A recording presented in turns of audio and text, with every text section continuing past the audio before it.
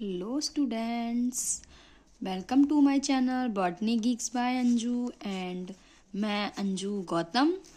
आज हम पढ़ने जा रहे हैं lesson organisation of root apex.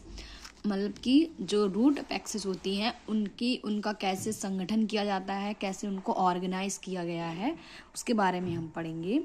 And सबसे पहले है एपिकल सेल थ्योरी। इसको 4 पार्ट्स में डिवाइड किया है, apical cell theory and histogen theory and कॉर्पर कैपे theory and concept of coefficient centre. तो इसको जो रूट अपेक्स थ्योरी है या ऑर्गेनाइजेशन है उसको 4 पार्ट्स में डिवाइड किया गया है। एंड हमने लास्ट पढ़ा था, वो हमारी जो लास्ट वीडियो थी उसमें था सूट अपेक्स ऑर्गेनाइजेशन। वहाँ पर हमने सूट अपेक्स का ऑर्गेनाइजेशन दिया था एंड इसका हम क्या कर रहे हैं, रूट अपेक्स का दे रहे हैं। तो सूट अपेक्स में 3 थ्योरीज थी एंड इसमें 4 थ्योरीज हैं। तो हम लेट्स स्टार्ट करते हैं। हम apical cell theory this theory was put forth by Nageli, ये नगेली ने दी थी ये theory. And vascular cryptogams pteridophytes की रूट्स में single tetrahedral apical cells present होती हैं। इस एपिकल सेल में डिवीज़न से रूट के ऑल टिश्यूज़ का फॉर्मेशन होता है। मतलब कि इसमें दिया है कि वस्कुलर जो क्रिप्टोगैम्स होते हैं यानी कि टेरिडोफाइट्स को बोलते हैं, उनकी रूट्स में क्या होता है कि सिंगल टेट्राहेड्रल एपिकल सेल्स जो होती हैं वो प्रेजेंट होती हैं। एंड वो क्या काम करती हैं, वो एपिकल सेल में क्या करती हैं, डिवीज़न से रूट के जितने भी टिश्यूज़ होते हैं उनका फॉर्मेशन करना उनका वर्क होता है।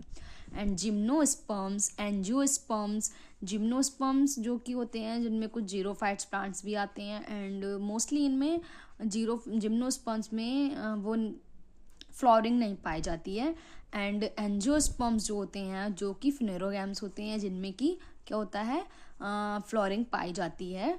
तो और फ्यू लोअर प्लांट्स, और कुछ जो लोअर प्लांट्स होते हैं उनकी जो रूट्स होती हैं उनमें एक भी एपिकल सेल नहीं होती है। ठीक है। एंड तो उसमें हम पढ़ते हैं एंडोस्पर्म्स। ये देखो एंडोडर्मिस, ये इसकी एंडोडर्मिस है। ये क्या है, हमारी root tip of Lemna showing apical cell. इसमें एपिकल सेल का जो लेमा है उसमें रूट टिप है जो उसको शो कर रहे हैं। तो यहाँ पे जो है ये सेंट्रल सिलेंडर है एंड ये इसकी एपिडर्मिस हो गई। एंड एपिकल सेल इसमें सेंटर में है एंड रूट कैप यहाँ पर लास्ट एंड पर है एंड ये एंडोडर्मिस है इसकी। ठीक है। तो ये क्या है, हमारा एपिकल सेल थ्योरी कंप्लीट होती है यहाँ पे। एंड नेक्स्ट क्या है, histogen theory this theory was proposed by J Hanson. मतलब कि जे हैंस्टीन ने इसको प्रपोज किया था। इनिशियल रेंज 1 से मैनी तक, मतलब इसकी जो इनिशियल रेंज होती है वो 1 से मोर मतलब अधिक हो सकती है। ठीक है। जहाँ पर इनिशियल रेंज 1 से अधिक होते हैं उन्हें 1 to 4 डिफरेंट रीजन्स हिस्टोजन्स में अरेंज किया जाता है। जैसे कि यहाँ पे जो इनिशियल रेंज होती हैं वो 1 से अधिक भी हो सकती हैं, 1 से कम भी हो सकती हैं, मोस्टली यहाँ पे 1 से अधिक होती हैं। तो उन्हें हम 1 to 4 डिफरेंट रीजन्स में या हिस्टोजन्स में अरेंज किया जाता है। तो वहाँ पर जो हमने हिस्टोजन थ्योरी पढ़ी थी सूट अपेक्स में, वहाँ पर क्या था कि वो 3 रीजन्स में उसको डिवाइड किया गया था, 3 में, मतलब कि डर्मेटोजन, पेरीब्लेम एंड प्लूरोम। बट यहाँ पे क्या है, रूट अपेक्स में क्या है, यहाँ पे इसको 1 to 4 डिफरेंट रीजन्स में अरेंज किया गया है, डर्मेटोजन, पेरीब्लेम, प्लेरोम एंड क्लिप्ट्रोजन। ठीक है। तो यहाँ पे क्या है कि जो जहाँ रूट कैप का इंडिपेंडेंट ओरिजिन होता है एंड स्वतंत्रता रूप से जहाँ पर उसका ओरिजिन होगा रूट कैप का, यानी कि देख रहे हैं आप यहाँ रूट कैप है, इसका जो ओरिजिन होगा वो इंडिपेंडेंटली होगा। तो कुछ थ्योरी को कुछ प्रकार की रूट्स पर लागू करना कठिन होता है और हिस्टोजन्स की संख्या के बारे में अनसर्टेनिटी हो रही है। एंड नेक्स्ट हम पढ़ते हैं, थर्ड थ्योरी हमारी है कॉर्पर कापे थ्योरी। तो इस थ्योरी को किसने दिया था, सेसप ने दिया था। And according to this theory according to this theory a cell, एक सेल जो है वो फर्स्ट ट्रांसवर्सली डिवाइड होती है और उसके बाद उसकी एक डॉटर सेल जो होती है वो लॉन्गिट्यूडनली क्या होती है, डिवाइड होती चली जाती है। जैसे कि इसमें क्या है, इस थ्योरी की, कॉर्पर थ्योरी के अकॉर्डिंग क्या है, एक जो सेल होगी वो कैसी होगी, वो होगी फर्स्ट ट्रांसवर्सली डिवाइड होगी पहली बात तो, और फिर उसके बाद क्या होगा, वो एक डॉटर सेल जो होती है उसकी वो लॉन्गिट्यूडनली डिवाइड होती है। ठीक है, this was KW as T division, इसको टी डिवीजन भी बोलते हैं।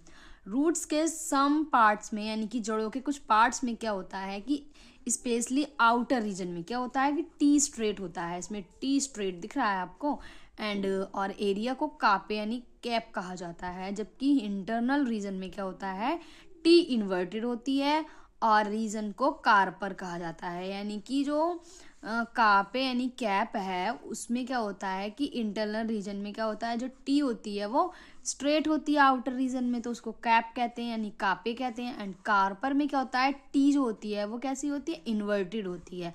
तो जहाँ पे टी इन्वर्टेड शेप में बनेगी वो इंटरनल रीजन होगा, उसको हम कहेंगे कॉर्पर, एंड जहाँ पे टी जो होगी वो स्ट्रेट बनेगी तो उस रीजन को हम आउटर रीजन कहेंगे, एंड इस एरिया को हम कहेंगे कापे।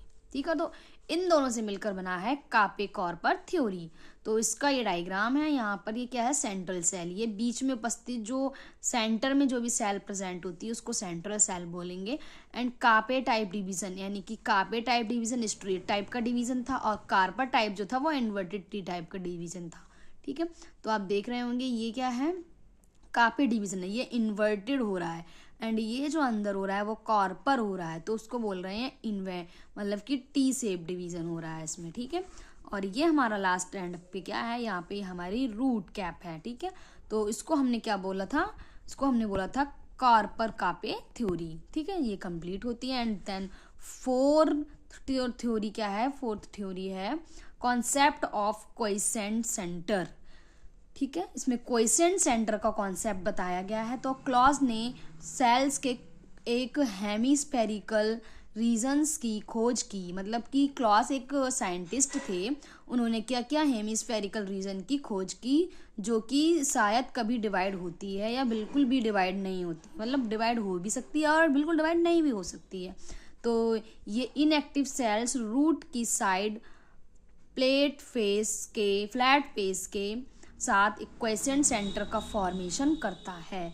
यह मेरिस्टेम के सेंटर में लोकेटेड होता है, मतलब कि जो क्या है, क्वाइसेंट सेंटर, ये जो है वो कहाँ पे, क्वाइसेंट सेंटर में कहाँ होगा, ये उसके मेरिस्टेम के बिल्कुल सेंटर में प्रेजेंट होगा। इस रीजन की सेल्स में रूट एपिकल की किसी भी अदर सेल्स की कंपैरिजन में डीएनए, आरएनए और प्रोटीन की कंसंट्रेशन कम होती है।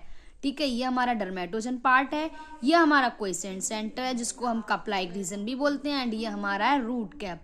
थैंक्स।